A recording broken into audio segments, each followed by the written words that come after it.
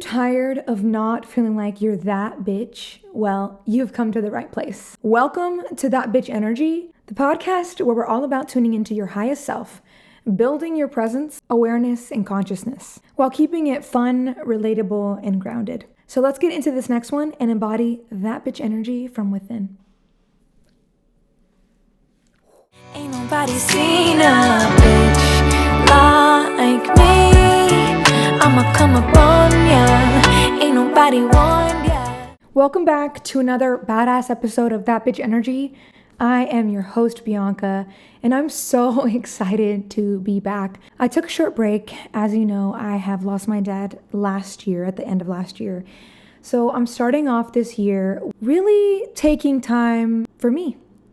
And this podcast is my time. It is my time to express, to create, to talk to others, to help others. And to me, that is so fulfilling. So thank you for tuning in and welcome to this next episode where the topic is how your genetics is not your destiny. And with losing my dad recently, I've already been diving into this topic and learning about it for a while, but especially now after losing my dad, I'm like really into it. I'm not really going to talk about my dad too much in this one. I'm going to use why I even started with health and wellness anyways, which is what this predominantly is about, is health and wellness, because I believe health and wellness connects to longevity of life, the chances of getting diseases that you may be genetically predisposed to, while your diet, your health, your wellness all plays a role in helping or enhancing it and helping it grow. And to me, this is extremely important, as I've noticed in my bloodline, there are things I do need to look out for. For example, my grandma, she passed. Rest in peace. I love you, Grandma. She statistically was obese, and it led her to getting diabetes, and so many health issues come with having diabetes and being obese, statistically. And I really don't like saying the word obese. I have like a guilt around saying that, but statistically, this is the facts, and this didn't help with certain things. So, and doctors were telling her that when I would visit her, that like if she would just lose some weight, a lot of things would get better. A lot of things would be easier for her. But I do think that the mental wellness plays a huge role in this as well.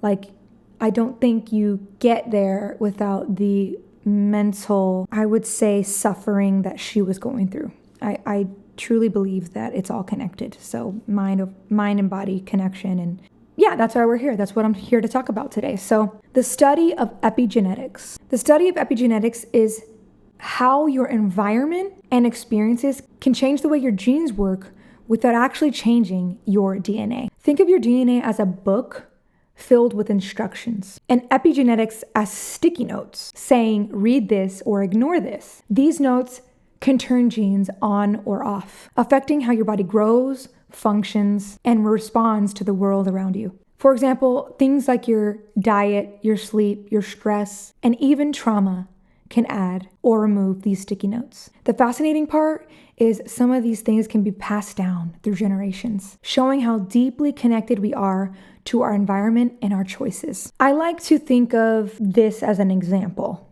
where cooking, genetics is the recipe, and epigenetics is how you follow that recipe. Meaning, think of your DNA as a cookbook containing all the recipes for how your body is built and functions. The recipe for making a cake, for example, is like a gene that determines a specific trait or function, such as your eye color or your predisposition to a certain disease. Epigenetics is how you follow that recipe. Do you use all the sugar? Do you substitute it for syrup? Do you bake it at the recommended temperature or adjust it slightly? These modifications don't change the recipe itself, but they do change the outcome of that recipe. For example, stress, diet, or exposure to toxins can adjust the oven temperature, impacting how a gene is expressed. Disease would be the recipe going wrong. The cake has gone wrong. If there's a typo in the recipe, a genetic mutation, you might end up with a burnt or inedible cake. Similarly, disease caused by genetic mutations are like baking mistakes written in the DNA. However, if you follow the recipe poorly, like skipping an ingredient or overbaking, that's more like an epigenetic change. For example, eating an unhealthy diet could overbake your cake, increasing your risk for diseases like diabetes or cancer. Stress might forget an ingredient, affecting gene expression and leading to issues like anxiety and depression. So ultimately, the DNA gives you the recipe, but your epigenetics is how you prepare and adjust it. By making healthy lifestyle choices, you can improve the cake, even if the recipe has a few typos. I don't know if you guys have seen the study of identical twins and how for the first 12 years or whatever, or the first early years of their life, they look exactly identical. But as they get into their 50s, 30s, 40s, 50s, they start to change in how they look. You'll hear about, one dying early because that one twin smoked and the other one doesn't and is living a long, healthy life and also was making those healthy choices early on, and the other one was smoking and eating not as healthily, and that one ended up getting sick and dying too soon. And identical twins have the exact same DNA. To me, that's fascinating. It's fascinating to see that your exact DNA, they have the exact same DNA, but their lifestyle choices affected the lifespan. Their own lifespan was changed by their lifestyle choices. Life blew my mind. That blows my mind. So with that information, let's take it into our own hands and make the choices like that bitch would do, right? I want to talk about some choices that we can make to further our health, our wellness, because it's all connected. It's not just, when they say lifestyle, they mean all of it. If you think about the blue zones, they talk about diet, they talk about friends connections, they talk about having a spiritual practice. And in the top 3 focuses in blue zones, the happiest people on earth, the healthiest people on earth, the people that live the longest. And they're like in little sections around the world. Look it up, it's really cool. The top 3 focuses that they all seem to have and agree on, and they're not even connected to each other. They're all across the world, but they are connected with these 3 things that they focus on. 1, lifestyle and movement. 2, diet and nutrition.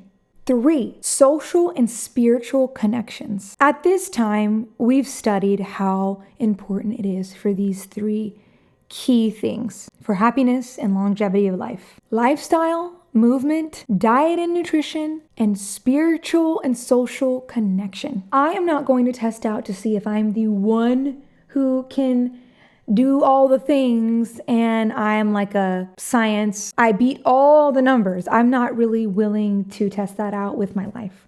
My life is important and I love my life and I want to do the best.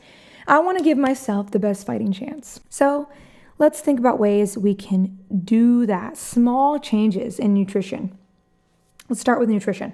The benefits of eating leafy greens and fruit. There's so many benefits. Let's talk about it. Leafy greens, name all the leafy greens here, have so many key vitamins in them to help our body fight off cancerous cells and carcinogens, and it just helps promote heart health. They are packed with antioxidants.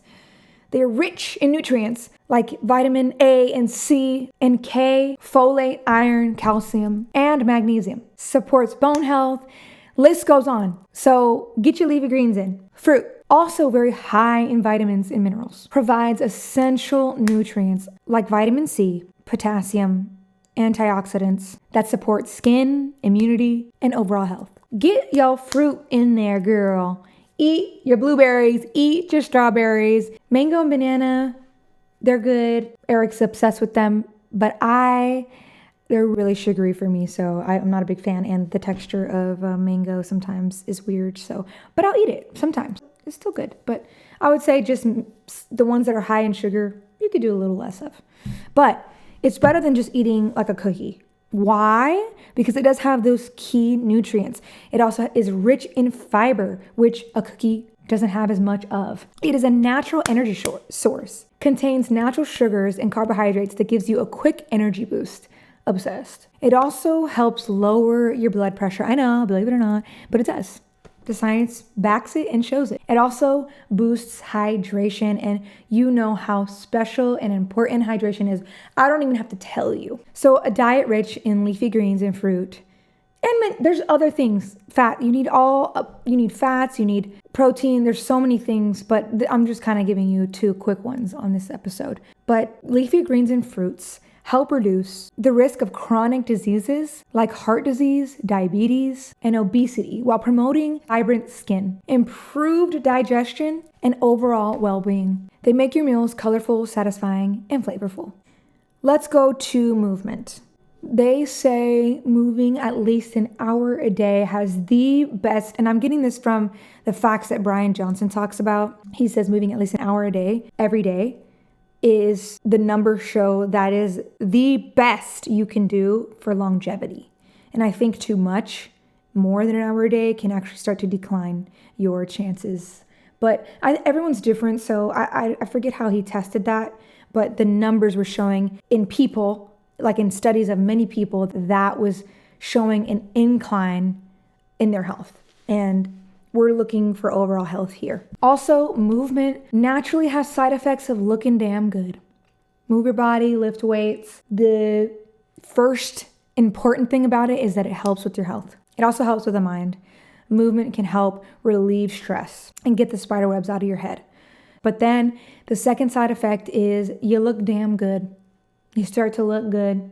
The more you work out, the more weights you lift, the more movement, your body just looks better. I mean, you grow muscle. It depends. You have to really focus on macros and all that if you want to really change the shape of your body. But I noticed that the more I move, the better I look. I mean, I'm not trying to only focus on the appearance part, but it just happens to be a great side effect of working out and moving your body. So I'll take it. But I also mainly focus on my health, and I don't look at a scale. That's your own decision. But I would say scales are not necessarily showing you your health. It's just showing you how much you weigh. And sometimes muscle is heavier than fat. So you could weigh the same with muscle and the same without muscle and look very different. So there's that. Also, it doesn't fucking matter when you start this. Start now. Yesterday, the day is today. The day is now. The time is now, and just do it like Nike said. So not only your nutrition and not only your movement. The last one was social and spiritual connections. So to me, it's like connecting this to your diet. Who are you eating with? How are you feeling when you're eating? All of that matters when you are eating, because let's say you're stressed. Science shows that when you're stressed and you're eating, your body's not taking in the nutrients as well as if you were happy and eating. But having a community, I don't want to be also the one to try and be alone forever and then I live to be 110. I don't want to test that. I would rather have a community around me with love. I give love to them, they give love back to me, and we all love and support each other. We're not trying to hurt one another. We're not trying to belittle one another. We're here to lift each other up.